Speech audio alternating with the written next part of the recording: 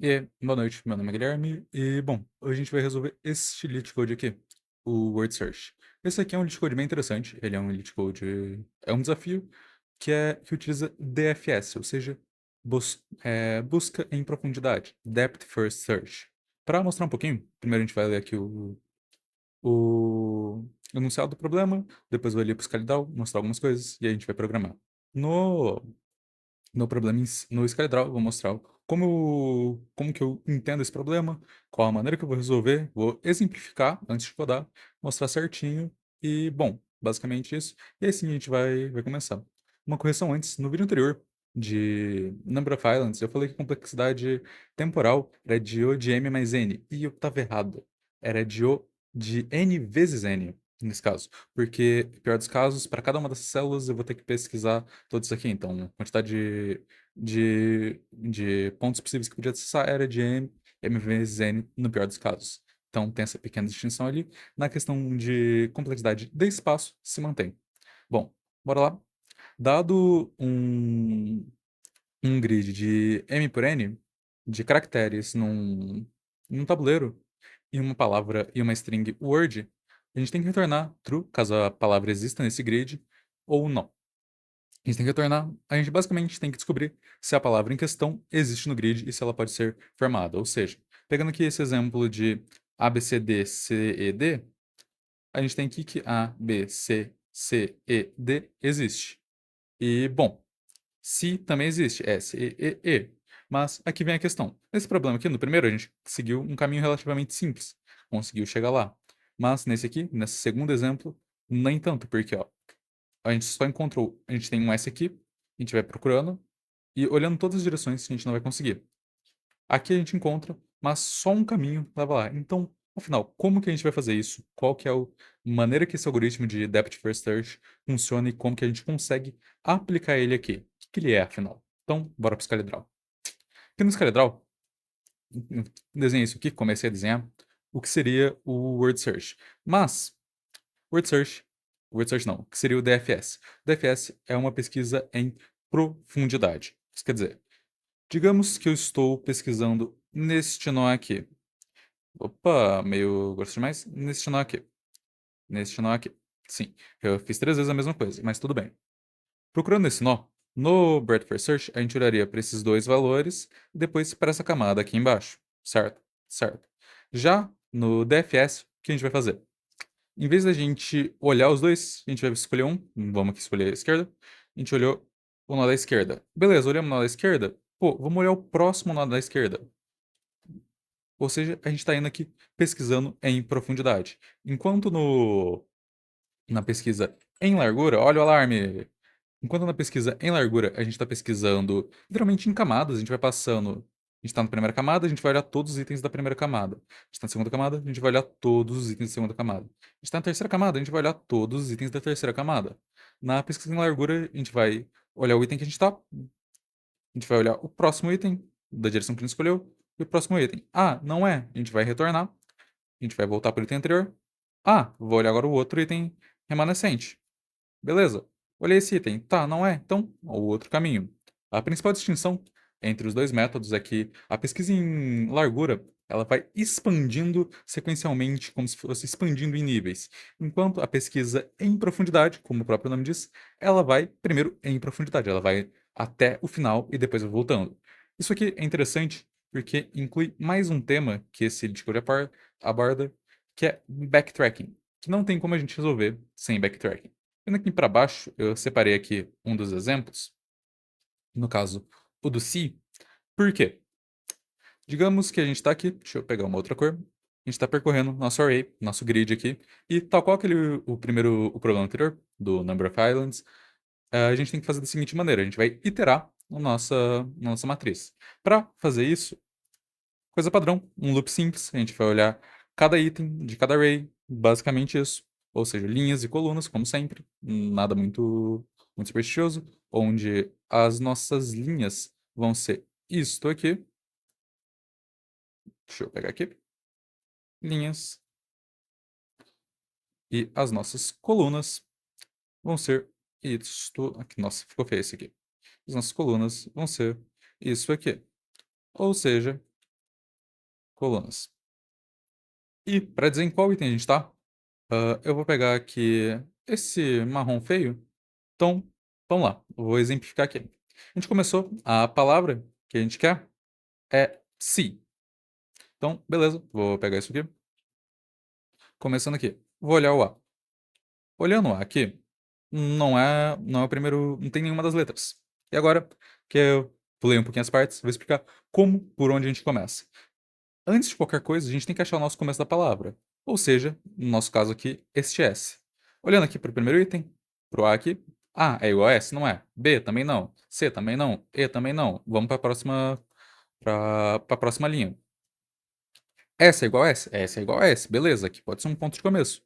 Então, a gente tem aqui o S. O que a gente vai fazer agora que a gente encontrou uma palavra? Bom, primeiro de tudo, a gente vai olhar aqui, vai olhar para as direções. O A é a próxima letra? O E? Não, não é. Então, não me serve. O F? F é igual a E? Não, não é. A é igual a E? Não é, não é. Tá fora aqui tá fora tá out of bounds, ou seja, a gente não consegue acessar. Beleza, então significa que a partir deste S aqui, a gente não consegue formar essa palavra. Beleza, saímos do nosso loop. Nossa, mas se eu fizer isso, quando eu voltar pra cá, eu vou ter que entrar pra cá, fazer a mesma coisa, tal, não vou encontrar nada. Mas, um ponto muito importante. Como a gente vai estar usando DFS, DFS tende a ser recursivo. Tem como fazer de maneira iterativa, mas dá mais trabalho e, honestamente, não é tão fácil de entender. Eu mesmo tenho muita dificuldade de fazer um DFS que não seja recursivo. Mas vamos lá. Principalmente por causa da maneira que o DFS fica no código e tal, e stack trace, tudo isso é muito importante, vai ajudar muito a debugar caso tenha algum problema. Mas, continuando. Um ponto muito importante que eu falei aqui é o backtracking. O porquê o backtracking é importante aqui. Porque se a gente fizer isso de maneira incorreta, digamos que a gente chegou aqui no S. A gente chegou aqui no S, a gente vai olhar para a próxima letra. Beleza, olhei para a próxima letra. Eu posso ter um loop aqui, de ficar olhando para a próxima letra e acabar loopando. Para uma palavra de três, só três, não tem tanto problema, mas digamos que fosse uma opção que tivesse duas letras iguais. Por exemplo, se fosse BCCF. Vou botar aqui no B, olhei pro B. Beleza, o B é a letra que eu quero. É meu ponto de começo. Cheguei aqui no C. Beleza, C. Depois do C, eu vou olhar para todas as direções. Encontrei o outro C. Perfeito. Vou ficar fazendo isso. Isso pode gerar um loop, porque a gente tem que saber, caso não seja a palavra que a gente quer, a gente tem que conseguir voltar. É isso que eu estava querendo falar e eu me embananei. Isso aqui ficou um pouco confuso. O que eu quero dizer é que caso a gente tenha que voltar para a palavra inicial, a gente tem que substituir ela para não entrar nesse loop de, nossa, encontrei a palavra que eu quero. Basicamente, a gente tem que criar uma condição de retorno. Porque essa é a parte importante de qualquer algoritmo recursivo. Você tem que definir as condições bases dele para, então, a partir daí, você continuar e conseguir resolver. Bom, feito isso, vamos voltar aqui pro LeetCode, porque nosso código já está bem explicado, acredito eu. A gente vai iterar no nosso board aqui e vai validar se é do começo, se for, a gente vai explorar os caminhos, caso encontre a letra seguinte, a gente vai fazendo isso. Caso não tenha nada, a gente vai voltando e, bem lembrado, a gente tem que fazer o nosso backtracking, que vai ser só um joguinho de algo bem simples, que no código fica bem, bem tranquilo de entender. Eu vou estar fazendo em Go, sinta-se à vontade para fazer na linguagem que você quiser. Eu prefiro fazer em Go porque eu, sinceramente, não gosto tanto de usar Python, mas dá para fazer com Python, dá para fazer com Dart, dá para fazer com o que você quiser. Qualquer linguagem é capaz de fazer isso, porque, honestamente, a gente só vai estar usando funções simples da linguagem. Então, bora lá? Vindo aqui para esse aqui, como eu disse antes. A gente pegar aqui as colunas, rows, vai ser o quê? Len of board. Pause vai ser o quê? Len of board 0. Por quê? Porque o nosso grid ele é definido por m por n, ou seja, ele não vai alterar isso aqui em momento algum. Caso fosse variável, isso é um outro tipo de problema extremamente mais complexo. Beleza. A gente tem isso aqui. A gente precisa de mais alguma coisa? Tem que declarar mais alguma coisa? Não. Então, vamos aqui desenhar como vai ficar a nossa função no geral. A gente sabe que se chegar no fim disso aqui, passou todo o nosso array, nosso grid, nosso board, não encontrou nada, é falso, não existe a palavra, certo? Certo. Então, agora a gente vai iterar o nosso board. Então, for row range rows, for call range calls. O que a gente vai fazer? Primeiro, a gente vai checar o seguinte. Se word row call for igual ao word 0, ou seja, se a palavra inicial, se a casa que eu tiver aqui for igual à letra inicial da minha palavra, a gente vai fazer alguma coisa. Opa, adicionei um negócio aqui, deixa eu puxar o mouse para cá. Agora, caso essa situação seja verdadeira, o que a gente vai fazer? Bom, como eu disse antes, a gente vai usar DFS. Então, DFS. E o que eu vou passar nisso aqui? Tem que passar meu bird, então bird. Vou passar minhas linhas e colunas, para eu saber onde eu estou. Bom, o que mais tem que passar? Tem que passar minha palavra. E, algo muito importante, como eu sei em qual parte da palavra eu estou? Então, vou passar aqui o 0, que é o nosso word index. Você pode criar uma variávelzinha aqui chamada word index, que é igual a 0. E passar isso aqui, word index, e substituir aqui, word index, mas não é necessário, vou deixar aqui para ficar fácil de ver tal. E bom, só que se a gente fizer isso aqui, a gente só vai estar chegando uma única vez. E a gente quer saber se isso aqui tudo retornar verdadeiro. Por quê? Porque a gente está fazendo uma pesquisa em profundidade. Se é uma pesquisa em profundidade, deste aqui até esta chamada aqui vai retornar verdadeiro, vai ser true. Então, significa que no nosso código, se a chamada de DFS for verdadeira, ou seja, if DFS, a gente vai retornar um true. Basicamente isso. Por que não deixar só DFS por aqui com um return DFS? Por exemplo, return DFS, coisa e tal, coisa e tal, coisa e tal. Porque isso aí vai só na primeira chamada. Eu quero saber se todas as chamadas, toda sequência de chamada é verdadeira. Beleza. E esse é o nosso código no geral. Coisa simples, coisa tranquila, coisa formosa. Agora, vamos escrever no nosso DFS, que é a parte legal do desafio. Func, DFS, a gente vai passar o quê? Aqui. Bird. Bird é o quê? Byte, byte. Quer dizer, é um array de byte. A gente vai passar o nosso row, qual? Ambos são ints. Em Go você pode fazer shorthand para declarar só uma vez, variáveis do mesmo tipo. Que a gente passa agora o nosso word, que é uma string. E, por último, nosso word index, que também é um int. Poderia colocar ele ali junto com o row e call? Poderia. Mas assim fica mais legível, convenhamos. E bom, tal qual como o código anterior, a gente vai começar vendo aqui, puxando aqui nossas linhas e colunas. 18J. A gente vai colar isso aqui. Por quê? Porque a gente tem que fazer algumas validações. Como isso aqui vai rodar de maneira recursiva, a gente tem que garantir nossas condições de retorno. E quais são nossas condições de retorno? A principal, se ele sair para fora do array, saiu do array. Ou seja, if row maior ou igual a rows, ou call maior ou igual a calls, ou row menor do que zero, ou seja, negativo, ou, por último, o último row, tô até cansado de falar ou, call menor do que zero. Caso qualquer uma desses aqui seja real, ou seja, a gente está out of bounds em algum desses pontos, significa que a gente não pode computar. Então, return false. Beleza. Agora, a gente tem que validar se a palavra que a gente está atualmente é uma palavra válida. Ou seja, validar a letra. Palavra não. A gente tem que validar se a letra que a gente está é uma letra válida. Então, como a gente vai fazer isso? If board row call for diferente de word no word index, que a gente definiu, também return false. E por último, mas provavelmente o mais importante, validar se a gente está na última letra. Porque se a gente está na última letra e está fazendo mais uma chamada, por que a gente vai estar fazendo mais uma última chamada?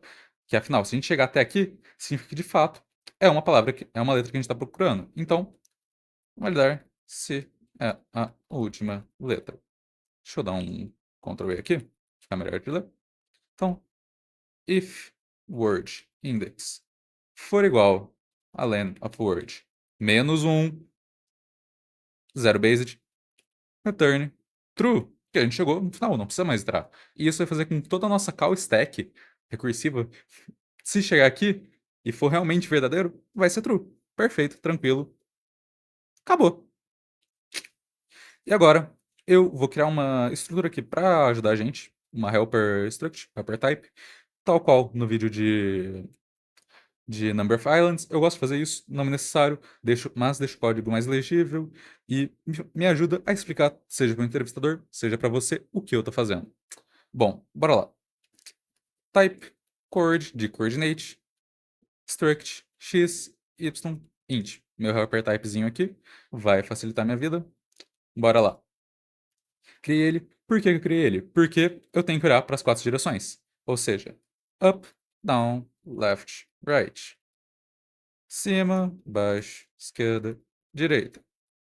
E, como eu vou fazer isso, eu vou declarar um array chamado dirs, e ele vai ser um array de coordenadas. E o que eu vou colocar nele?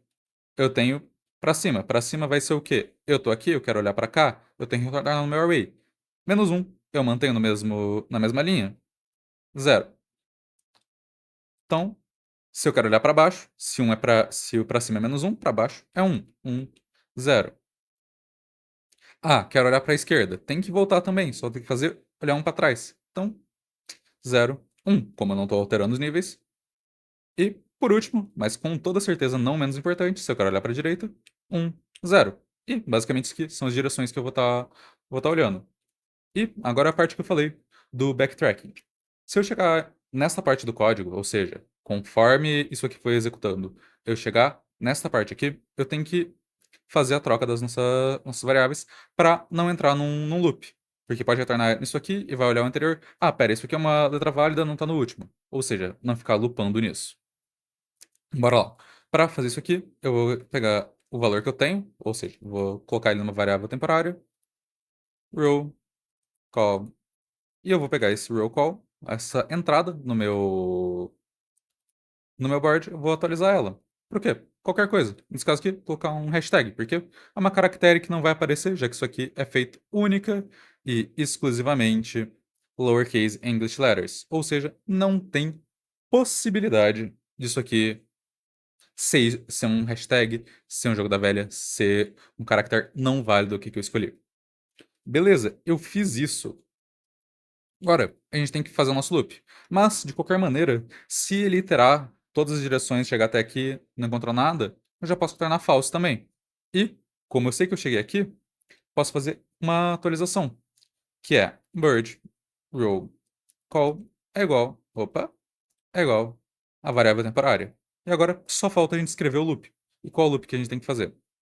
Em vez de ser em linhas e colunas, a gente vai iterar nas nossas direções. Então, for dir range dirs. Isso aqui é uma questão de Golang, que essa primeira variável aqui, que eu estou colocando um underscore, ela seria o índice que eu estou atualmente. Eu não quero o índice. Eu quero só o valor que eu estou. Então, eu só uso esse underscore, torna uma variável anônima que não vai ser utilizada. Tranquilo, coisa simples, coisa fácil, coisa formosa. Bom, bora lá. Beleza? Então eu vou ter new row, vai ser o quê? Vai ser o row que eu tô, mais dir.x. E meu new call, opa, vamos aqui alterar para o L, vai ser o quê? Dir, coluna que eu tô atualmente, mais y. Beleza. Feito isso, mesma coisa de antes. If dfs, e o que o nosso dfs pede mesmo? O board, row call, a palavra e o índice atual. Bora lá, que essa é uma parte bem importante. A gente vai passar o board, a gente vai passar o new row, new call. Passou esses dois, vem o que agora? Vem a palavra. Passou a palavra, word, word index. Aqui, uma pegadinha, a gente tem que atualizar o word index. Então, word index mais 1. Ah, por que que eu não atualizo antes? Senão fica chato e tal, é mais fácil atualizar aqui. Vai por mim. Como alguém que já bateu cabeça nesse problema por provavelmente uma semana até de fato entender, é melhor assim. E if dfs, return true. Por quê? Da mesma maneira que isso aqui vai gerar uma call stack aqui, isso aqui gera outra call stack. E como a gente já fez todas essas validações aqui, e já tem a condição de que se for verdadeiro, mano, perfeito. A gente já garantiu isso aqui. Bora executar e ver se vai rodar. Clica aqui, vamos ver se não tem nenhum typo. Ah, aqui ó, eu não declarei que ele vai retornar um valor booleano. Todos esses aqui são return values, todos esses aqui são return values. E, todos esses aqui são return values, então deve funcionar agora. E vamos ver? Passou. Passou nos test cases. Será que vai passar no submit? Bora descobrir. E passou também. E, bom, como esperado, passou tal, mas não é mais performática. Por quê? E eu vou mostrar essa diferença agora. majoritariamente porque eu estou acessando desta maneira com esta helper structure. Bom, basicamente isso. Espero que tenham gostado. Até mais. Me diz aí qual problema você gostaria de ver. E até mais. Se inscreve aí no canal. Falou.